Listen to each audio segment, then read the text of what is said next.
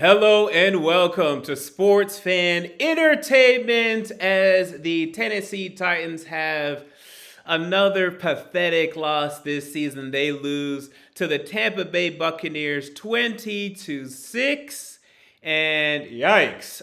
Look, I was perfectly fine with us losing to the Steelers last week on Thursday Night Football, 20-16. We were competitive. It looked like we could actually win the game, although I never thought we were going to. At least we were in it. At least, we made it interesting.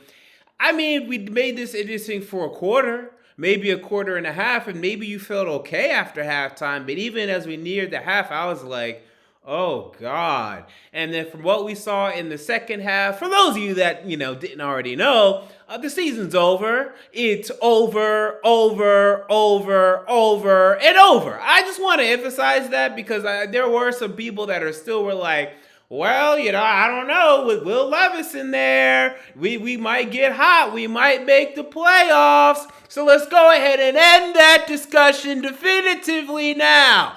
This team is not good, period. It's not even decent, period. The question is if it's mediocre or if it's bad. It's not awful, right? So for me, the scale would go, astronomically terrible, and then awful, and then bad, and then mediocre, and then average, and then decent, and then good, okay? So we're not good, we're not decent, we're not average. Are we mediocre? Okay? Are we mediocre? So mediocre for me is 6 or 7. 6 or 7 was your mediocre. Maybe 80, I'll even include in that maybe, but I'll stick with 6 or 7. 8 your average, because especially now with the 17-game schedule, half the teams are going to be 8 and 9, half the teams are going to be 9. So yeah, mediocre is 6 or 7. So we are going to find out if we're mediocre or if we're bad. We're not awful. Awful for me is like, now you're talking 4. You're talking 4 or 5.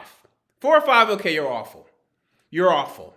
5, you're not mediocre. You're awful. 5 and 12? Yeah, you're awful. Maybe when it was a 16-game schedule, 5 and 11, you can make an argument that was mediocre. Nah, 5 and 12, you're awful. And then like the terrible and historically awful, that's like 0, 1, 2, or 3. We're not going to go there. But are we going? How many more games are we going to win? Luckily, as we look forward to the schedule, I don't know, are we looking forward to it? But as we look ahead in the schedule, we see that we have the Panthers, who I don't know if they're going to win another game. They will. But, I don't know if they're going to go on the road and beat us. Now, it's not a long trip, but we're better than them right now. And we're still going to win another divisional game or two. Okay, maybe, have we won one yet? No, we haven't won one yet. So we might win 3. I don't think so anymore. I mean, my prediction heading into the season was that we would win 3. I don't know if that's the case. I don't know if we're going to split with the Jaguars anymore. Although, if I remember correctly, I think we do have them the last game of the season. But I don't know if we're going to split with the Texans anymore. I was 100% sure of that. A lot of people already were hell, people out on pencil, we're going to sweep.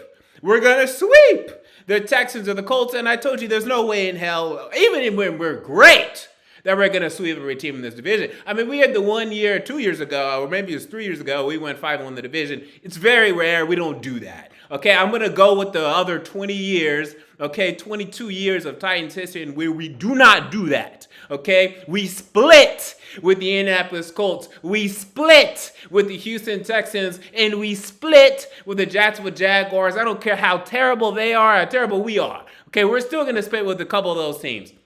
So I still see 6. Okay, but it's not going to be more than that. It might be one more game than that, 7 and 10. But what's the point in that? Just go 6. Honestly.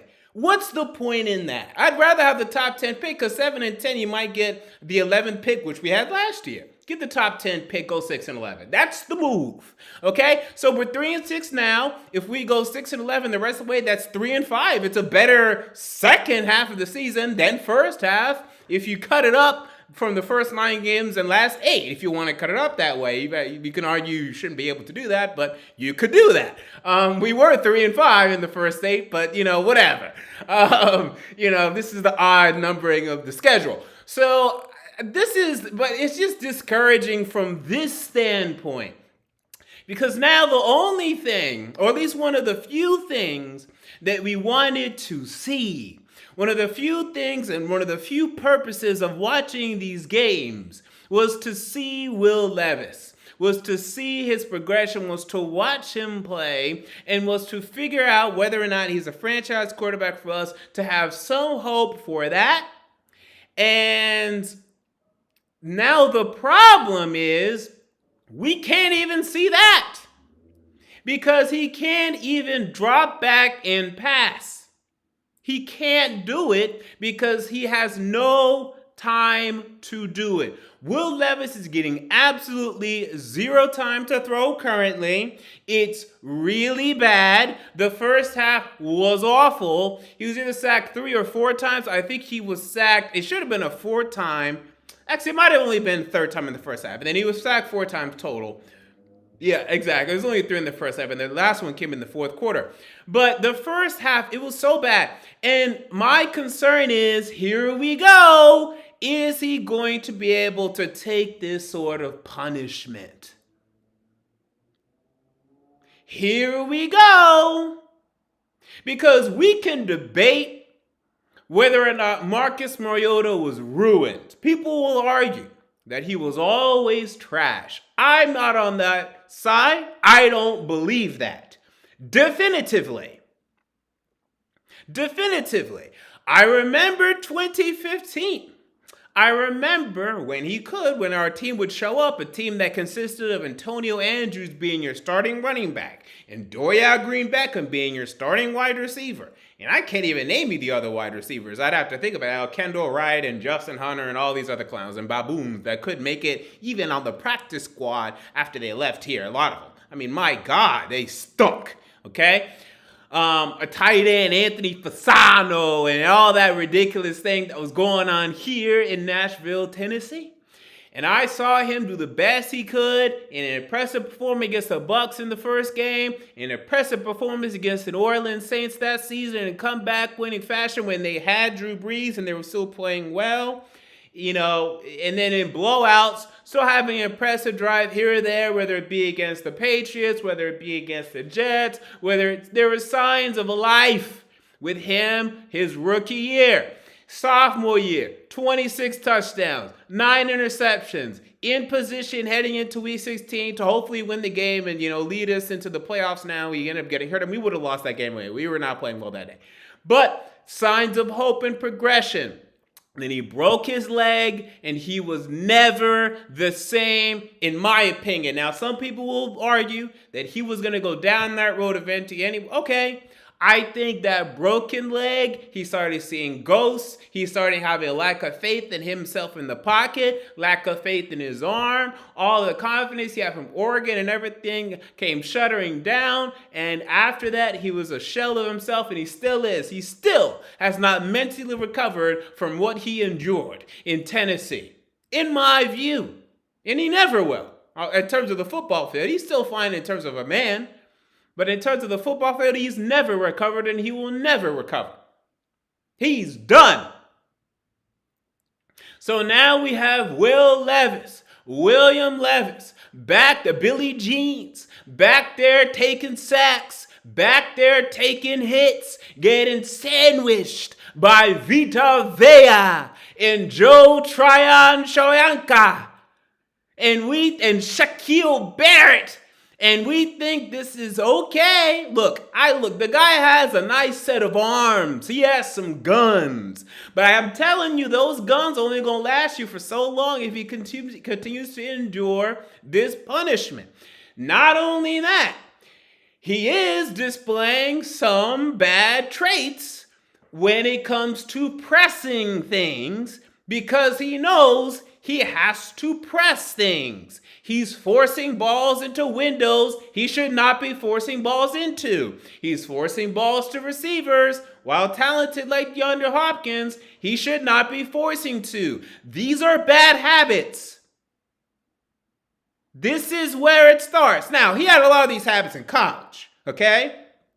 And a lot of people, that's why they wanted to give him slack. Because Kentucky last season, he lost Wendell Robinson in the draft. A lot of the receivers were dropping balls. The offensive line struggled. He got hurt, and that's why he didn't have the statistical output that he should have had his last year coming out of college. Okay, well, guess what? He's not going to have the statistical output he should have here in Tennessee then, because this is the same BS. So if you're telling me that he struggled in college because the offensive line wasn't there, and the coaching wasn't there, and the wide receivers wasn't there, well, guess what? It's the same situation here. So he's not going to have success here. So here we go. After the first week of him playing beautifully, 4 touchdowns, lighting the world on fire, give him an A performance. Second week, struggled a little bit. Offensive line started struggling, but he still did some things. Forced a couple balls through interception, gave him a B performance. Today, he did not play well. Now, I will defend him because he did not get protection, and that's why he was forcing some of these things. But in terms of impressive throws today, I liked the throw to Kyle Phillips, the deeper one that was complete in the, I want to say early fourth quarter. I liked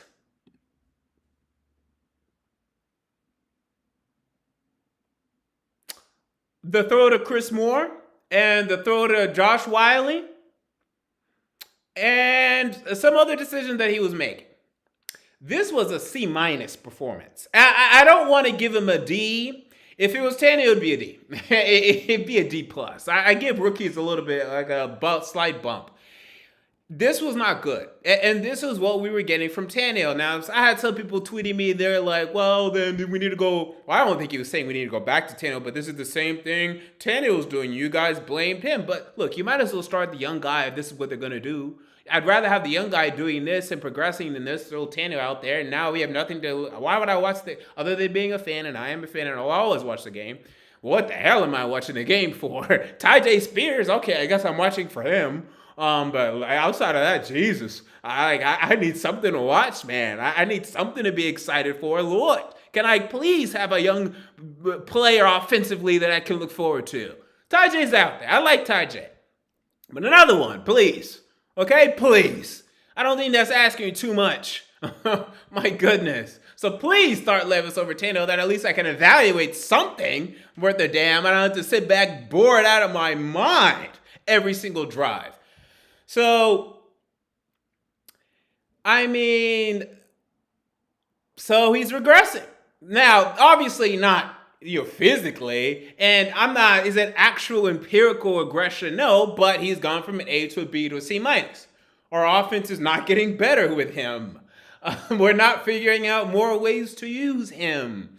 So after all of the hoopla about how well Will Levis played and all that, it's going to go down the drain, guys, and we're going to be irrelevant again in about 2 weeks. Hell, we're irrelevant really today. I don't think anyone's going to be talking about Will Levis anymore. Until he has another great performance, I think that's it.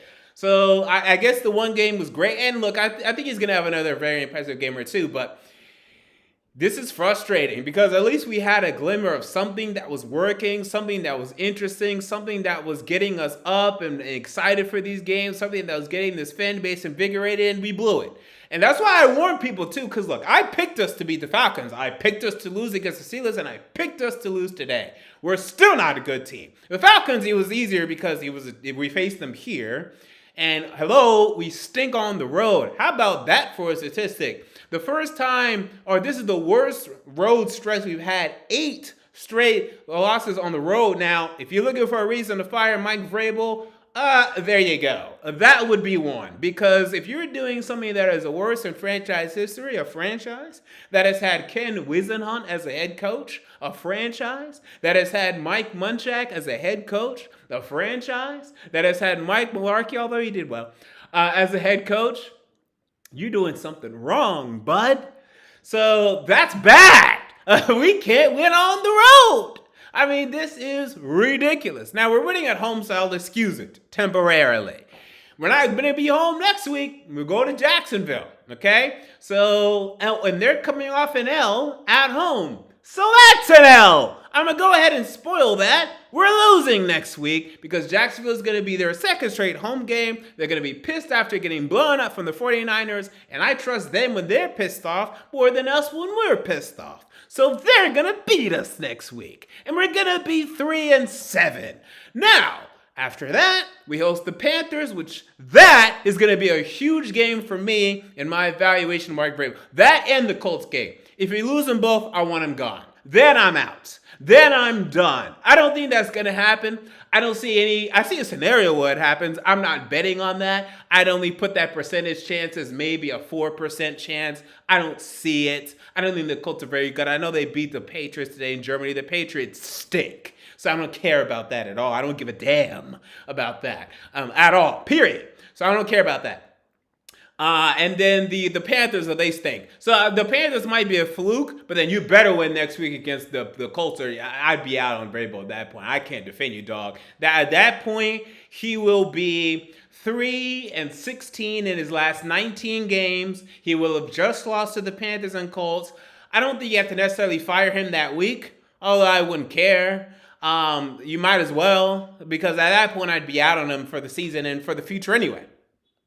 So that's where I'm at. We're losing next week, and then the 2 weeks after that, you have to win at least one of them. If you win two, okay, you keep your job next year. I honestly do think if he wins both of those, like if he wins 6 games this year, that's what I expected in the realm of possibility. It doesn't offend me. I know it offends a lot of people, but I'm not offended. I picked us to go 6-11 when the schedule was first released. I expected this to be a realistic scenario.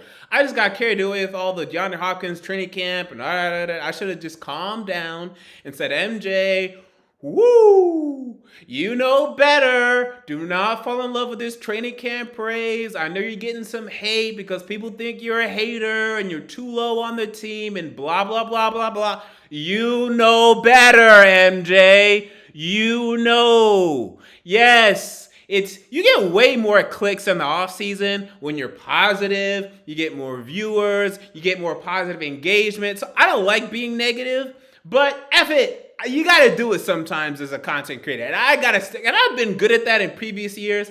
I don't know why I said come this year more than previous. I don't know why. I think it was just harder this year because it's a difference when I'm saying, oh, we're not going to win the Super Bowl, but we're going to win 11, 12 games. That's still pretty damn positive. If I'm coming on here saying, oh, we're only going to win 6 or 7, to a lot of people, that's pretty damn negative. And I get a lot of hate for that. Okay, next year I'm sticking to my guns. Now, we have a long ways to go because I don't know what the hell the team's going to look like yet. So we'll see how I feel about the team next year because we got a lot of money to spend and a decent amount of draft picks to take. But I should have stuck to my guns, dog. This is a 6-7 win team, period. That's what it is. That's what it is. And you know what's a bad look? You know what's a bad look? We are last in the AFC South, a division in which the Indianapolis Colts have a new head coach and a new quarterback who's not playing. The Houston Texans are better than us as well with a new head coach and a rookie quarterback who is playing, who is being protected, almost blew the game today, but saved it. Some people argue MVP candidate. Now, I would agree, but he almost blew the game today. Oh, and you may not see this on the stat sheet unless you dig for it. He had 2 lost fumbles. So he had 3 turnovers today. So I can't put CJ Stroud in the MVP discussion quite yet. They're 5-5. Relax. Okay, they're not like, or maybe they're 5-4 now. If they're like 7-2, sure. I'm not voting you for MVP if you're 5-4. I don't care if your name's Patrick Mahomes. You're not my MVP at 5-4. It's ridiculous. No quarterback should be MVP at 5-4. I don't care if your name's Peyton Manning. I don't care if your name's Joe Montana. You're not MVP at 5-4. It's preposterous. You got to win at least 12 games in this league, at least. Okay, and they're not going to do that. So I don't want to hear about no CJ Stroud MVP. But yeah, and that's if you're a quarterback. If you're elsewhere, then maybe you can go winning less games, but better at least make the playoffs. And we still don't know if they're going to do that. In fact, I'm telling you, they're not going to do that because the AFC is too tough. Okay, the Browns are still winning games. The Bengals lost today, but they're going to continue winning. It's just too crowded. We'll see what the Chargers do. They're choking right now as we speak. I guess they're finally giving up on Brandon Staley. I guess it's about time. So how about us being last in this division? when we were so confident that we'd at least be second. And we're already last in this division. The Colts and the Texans are already ahead in their rebuilds. Now, luckily for us, I think Anthony Richardson is going to be a bust. Whenever Anthony Richardson got hurt, I said for the Colts fans, you should be saying good. Because Gardner Minshew is going to win you games. Gardner Minshew gives you a better chance to win than Anthony Richardson. He does. And you're seeing that take hold. So, but man, the Texans got their head coach and quarterback. They got their head coach and quarterback, and they have a young wide receiver. They need to get more. Nico Collins and Tank Dell are going to take you so far, and Robert Woods.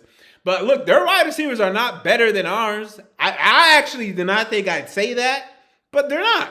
With Hopkins, Traylon Julio, okay. He's hurt right now. But with Kyle Phillips, who's now healthy and he's playing well, it's close. But Hopkins is far and away the best wide receivers of all of those. So I put it against the Texans wide receiver core. And CJ Stroud is dicey. Because even though, again, he had the 3 turnovers today, he had over, 300? And how many yards did he end up with? 356 yards today. He is still going to be top 5 in the NFL in passing yards after today as a rookie. He has 15 touchdowns, 2 interceptions as a rookie with this rookie head coach. So, and with an offensive line that has dealt with injuries, has dealt with changes, with a mediocre running back in Devin Singletary. And yet, they're having success. So this is where, yes, and I think I'm going to make a video about this tomorrow or the day after. We're going to start to have real discussions about Vrabel being on the hot seat. Because when you look around and you see the coaching jobs that are taking place, it looks like Vrabel's time has passed him by. That what worked for Mike Vrabel was this. Having a generational running back in Derrick Henry. Having a much better offensive line. And being able to rely on the defense a decent amount outside of 2020. But now that we no longer and Derrick Henry's still very good. But now that we no longer have a 2,000-yard level rusher, he is crumbling. Now, without him in 2021, we still did well for a stretch. I agree we did. Well, we're not anymore. The magic has faded. It's gone right now. It's gone. We're 3-13 in the last 16 games. 3-13. And we can't keep blaming injuries now. Tannehill's healthy. We're just not playing him. Or I guess, he will be next week at the very least. But we're playing the rookie. Good. We want to play the rookie. We're missing Traylon, but you're always going to be missing one wide receiver, for God's sake. But Henry's healthy. Hopkins is healthy. Landry is healthy. Fulton is healthy. McCreary is healthy. They're all healthy. So if we can't get more out of this passing offense, yeah, he needs to go. Because this formula that he had is no longer working for us. Now, we're also going to get into discussions of will the Patriots trade for him. I mean, if they're out of their minds and they want to give us a first-round pick for him, okay. You want to give us a top 4 pick that should be your next quarterback, you morons? If you morons want to do that, okay, I'll do that in a heartbeat, okay, in a second. Because then we can use that pick to take a tackle and use our pick to take a wide receiver. And then, boom, we're talking about the Tennessee Titans again. Or maybe we take Kool-Aid. I don't know if I feel about Malik Neighbors as a top 10 pick right now, but he's nearing it. As is Rome Odunze. And Marvin Harrison Jr. is going to be gone. But with the Patriots pick, he could be there. So we could take Marvin Harrison with that pick and then take a tackle with ours. Now, that would be legit. Too legit to quit. So that's something I'm looking forward to. So maybe there is light at the end of the tunnel. But these are upcoming critical 3 weeks for Michael Vrabel in this franchise. If he loses the next 3, he's 3-19 in his last 20. What was Ken Wisenhunt's record? Wasn't he, he was 2-14, and then we fired him when we were 1-6, I want to say. So we fired Ken Wisenhunt. Correct me if I'm wrong. We fired Ken Wisenhunt when he was 3-20. Mike Vrabel, if he loses the next 3, he's going to be 3-19. About to be 3-20 because the next game would be at the Dolphins. So he's nearing Ken Whisenhunt stretch levels of awful. Now, we are not getting blown out as bad as he was with Ken Whisenhunt, but we did lose by 2 touchdowns today, which I don't call a blowout. I call a definitive victory. For me, blowouts 21 plus, or 20 plus. But yeah, it's not good. Nah, it's not good. So we need answers, Sway. This is not looking good. Oh, now let's get to the defense, though, because, we got to talk about our cornerbacks who stink. They're not awful, but they stunk today. Roger McCreary, look, he's still in his second year. He's never going to be more than a slot corner for us. I'm done with that. And then Christian Fulton, been done with that. We need to find a Pro Bowl level corner. We have not had a Pro Bowl level corner since who? J-Mac? It was J-Mac, right? We didn't have one in 2018, 19. Logan Ryan-ish. But he never made the Pro Bowl, though. So we haven't had a Pro Bowl level corner since Jason McCourty. And that is ridiculous. Correct me if I'm missing somebody, because I could be. But it should be since Jason McCourty. Adoree Jackson never made the Pro Bowl. And Adoree Jackson's better than these two right now, in my opinion. But Adoree Jackson, in case they're healthy, is out today. So Giants fans are kind of getting tired of him. So we need one. So Kool-Aid McKinstry, if you don't get a tackle, your name's up. I'd rather get a tackle than Kool-Aid because I think the tackles are safer than Kool-Aid right now. But we need a Pro Bowl level corner, guys. You can't win in this NFL without that, especially because we don't have an elite pass rush. It comes in and out. It could be impressive at times, but I'm tired of it. I need a Pro Bowl level corner. I don't even need a Sauce, like an all-pro. I just want Pro Bowl level. That's all I'm asking for. I would love a Sauce Gardner. I would love, an elite corner, a DJ Reed. They have him on the same team too, which is just absurd, by the way. How ridiculous is that? A Patrick Surtain. Maybe he's still available. I don't know. I would, if you chase a first round pick, I don't know if I trade a first round pick for him right now because the draft is so good. And our first round pick is going to be in the top 10. I think we're going to get a great player and for cheaper. But we need it. We need it. Let me check because I'm very interested to see. I'm pretty sure someone in the chat said Jason McCourty may not have made the. I'm pretty sure he did. And by the way, if he didn't, what the hell is he doing on NFL Network? Because he should be commentating a someone that never made the Pro Bowl. No offense. Yeah, he never did. Wow, you're right. Who the hell was the last? Let me see. Can I find like Titans Pro Bowl history? There should be like a decent article where someone just is able to. Okay, there we go. Yeah, I found one. All right, so how can I arrange this by... how is this arranged? Alphabetical order? Jesus. Okay, let me see if I can just do like defensive back. Okay, absolutely not, absolutely not, absolutely not, absolutely not, absolutely not. The last one to make the Pro Bowl was Alteron Werner, guys, 2013. J-Mac didn't make it. I mean, that little error we had with Logan Ryan, Adoree, they were pretty good. I was surprised. I mean, yeah, I don't think they made the Pro Bowl team, which is unfortunate because they probably deserve to. But we weren't getting, our just due on that one. That era was decent when it came to our corner. It's better than this one. I can tell you that. That's for damn sure. But we had Byron making it as a free safety, but no corners. No corners since Alteron Werner, guys. This is getting ridiculous. Malcolm Butler too, but he didn't make the Pro Bowl. So this is getting ridiculous. Like, this is absurd. This is ridiculous. So, find one. Find one, please. So we need a Pro Bowl corner. We need a Pro Bowl tackle. Okay, like those are two things that we need. I'm not even asking for all pro, although we do need all pros if we eventually want to win a damn Super Bowl. So, I mean, do find them, please, especially because Derrick Henry is leaving. This team stinks. We just need to call out that. Did my camera just cut off?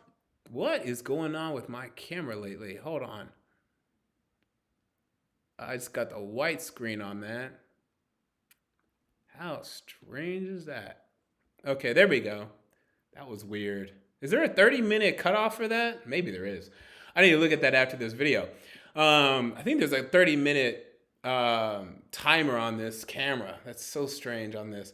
Anyway, so we need a Pro Bowl corner. We need a Pro Bowl tackle.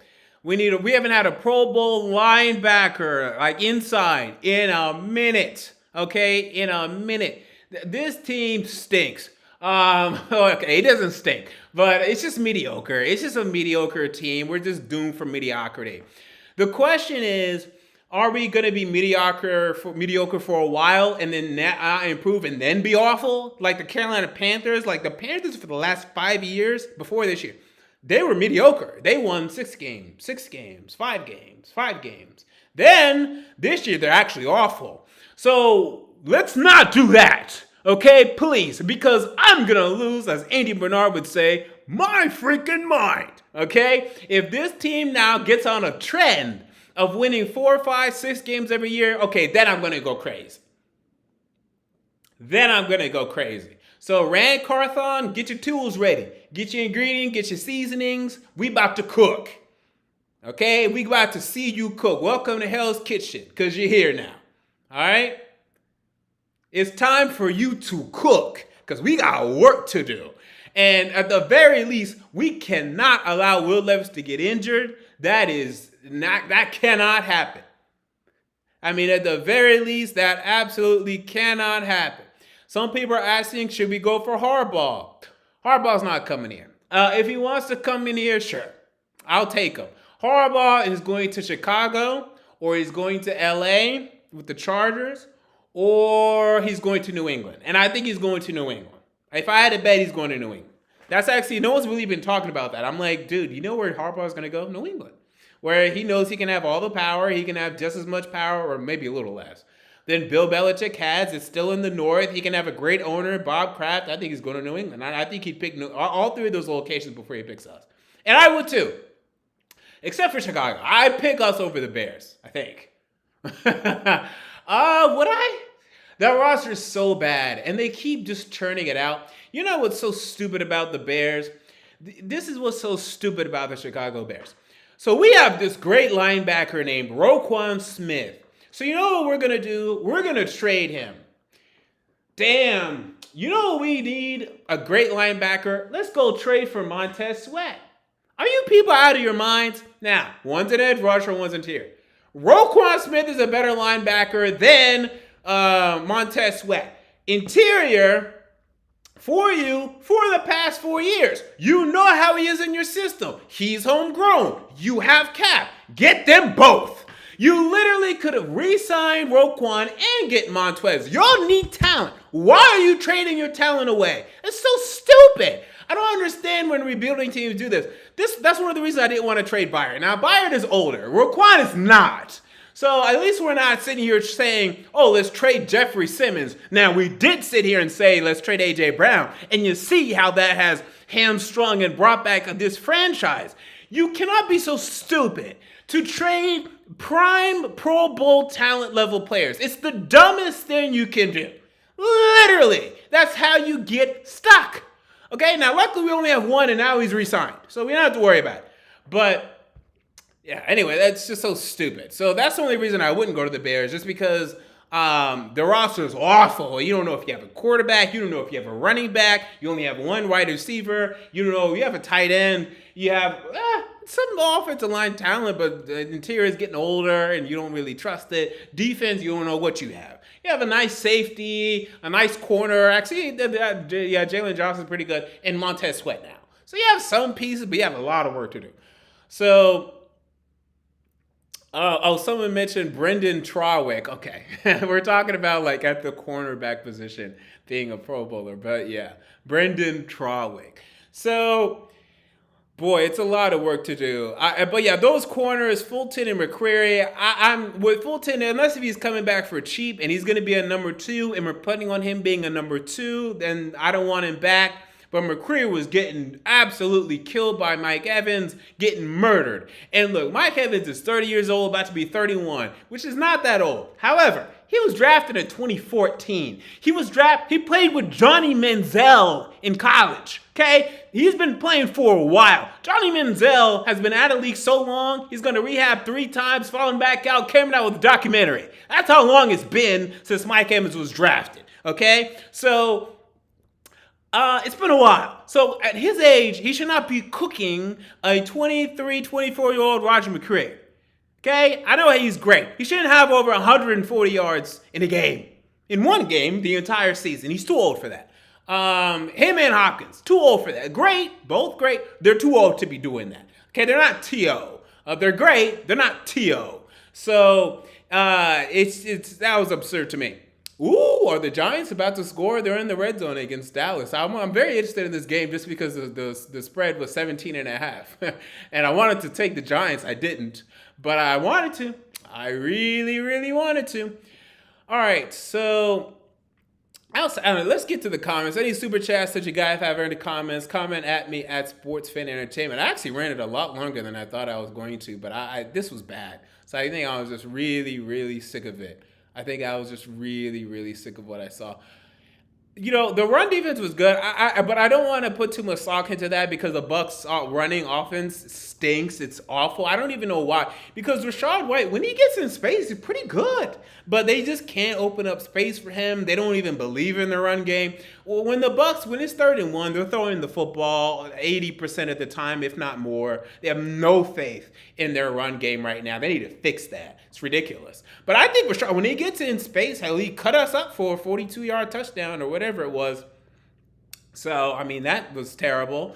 The defensive call-outs, at least Landry had a sack to help his sack total by the end of the year, but it came in garbage time.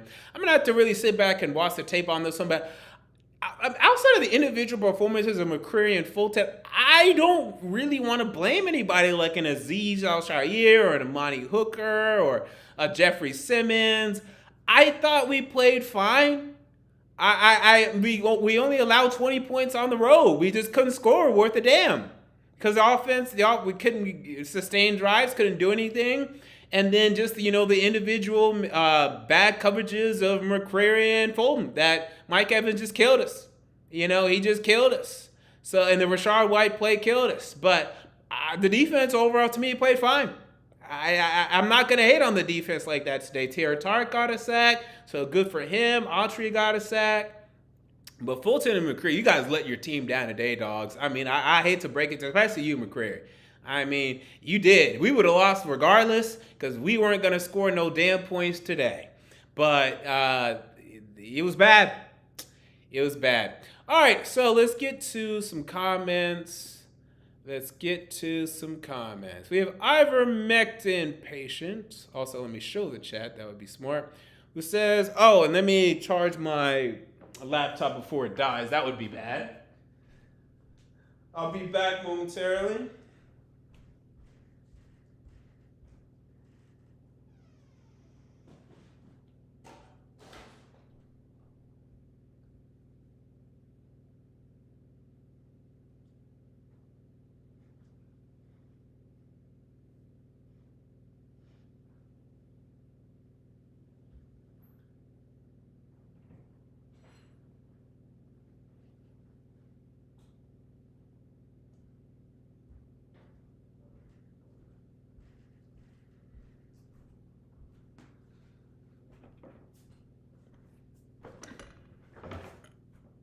Alrighty.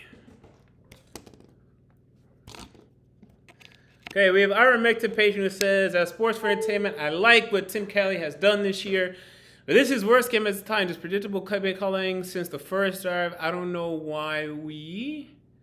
Let me show more of that. Is that option or is it control? It's option. I don't know why we... Wait, maybe it's not. is this not working? Okay, I'll read the rest of it. He says, oh, it's not even on there. Why is it not on there? I guess it's just too long of a comment to show. Let me see if I can find it back in the chat and read it there. Yeah, there is a cutoff for like how much I can show of your comment. He says, I don't know why we got away from what was working. Yeah, I don't know. I don't know. It doesn't make much sense to me. The run game was doing decent. And yeah, he kind of got away from it. I can't really explain that one. Why is it not letting me? I should be able to increase like, yeah, I guess not.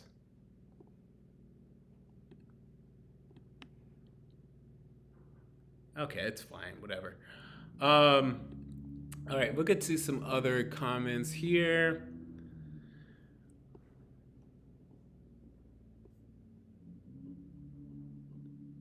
Tommy Dixon just asked, who would you own? Who would you own coaching staff? Would you fire next year? I think you mean like who on the coaching staff would I fire? Well, if I'm firing Vrabel, I'm firing everybody. I would just want the new coach to just come in here and just get whatever he wants. I wouldn't care. I would not dictate what he's going to do. I wouldn't ask him to keep this guy and that guy. I would just be like, dog, get whoever you want. It could be a clean slate. Look, I like what Shane Bowen has done. I wish him well. If the new head coach wants to keep him, great. If not, I don't think any of these coaches are doing anything anywhere. So I won't miss any of them, to be quite honest with you. None of them. Absolutely none of them. So, yeah. Let's see. I think I addressed pretty much everything. Oh, Classic Right Society asked what happened to that first round pick DB we got. Well, I don't know if he's going to be on the team. I can't believe he's on the team now, to be honest with you. But, yeah, I don't know if he's in the future plans moving forward.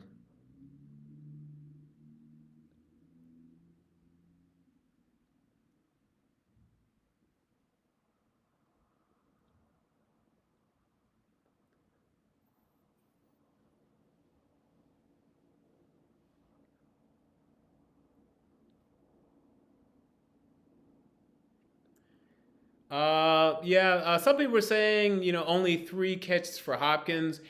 I'm actually, okay, it is low, but considering I'm not blaming that on Kelly, though. Well, I am. I'm blaming the whole offense on Kelly. Not that number specifically. Just because, again, we couldn't get any protection, but that's also on Kelly. So, DeAndre Hopkins going to have some games where he only comes down with 3 catches. I think that's fine. I know for some of you that have him in fantasy, you don't love that. But look, I bet today, this is a great example. For those of you that bet, you look at the over-unders, right? I won today on Tyjae Spears and Kyle Phillips. Why?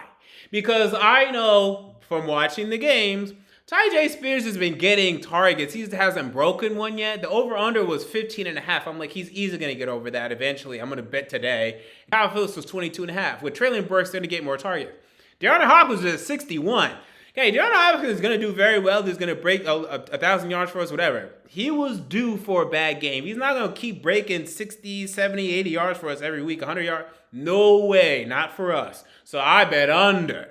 Okay, so I was just hitting today because I didn't want to bet on this line. It just screamed bad news to me. But if you guys, while Vegas is low on Kyle Phillips's over-unders, bet. Okay, whenever his line gets to like 30, then I'm going to stop betting on. But right now, it's only 22.5. Next game is probably going to be like 25. I'm going to bet the over again on Kyle Phillips. I'm going to bet it over on Kyle Phillips again. And then I'll go back to D-Hop the week after. You just got to go back and forth. You got to know who's in the game plan. All right. So that's going to do it for me here nearing the 45-minute mark. Titans just, they didn't get it done. It was bad. This team is just mediocre at best. And for those of you that didn't know, now you know. Don't hold your breath for the playoffs not happening, especially in the AFC where, the best wild card is going to be, or worst wild card is going to be 10-7. I'll go ahead and guarantee that. I'm guaranteeing that. My other question is, could we see 11-6? It's possible. I don't think so. It's mathematically possible, but it'd be so difficult. I just don't foresee that. But the worst wild card is going to be 10-7, and we already have 6 losses. So, and we're not winning the division. Although the Jaguars lost today, and we face them next week, we're not winning the division. So I just don't know if we're going to be last in the division. If I had to bet today, yeah. If I had to bet today, yeah, we're going to be the worst team in the division. So I don't see that changing, to be honest. Already game and a half behind. The other teams are, every game and a half or 2 games? Game and a half behind the Colts, 2 games behind the Texans. So yeah, that's the current status of our franchise. Until next time, this has been MJ of Sports Fan Entertainment, and I'm out. See you all later.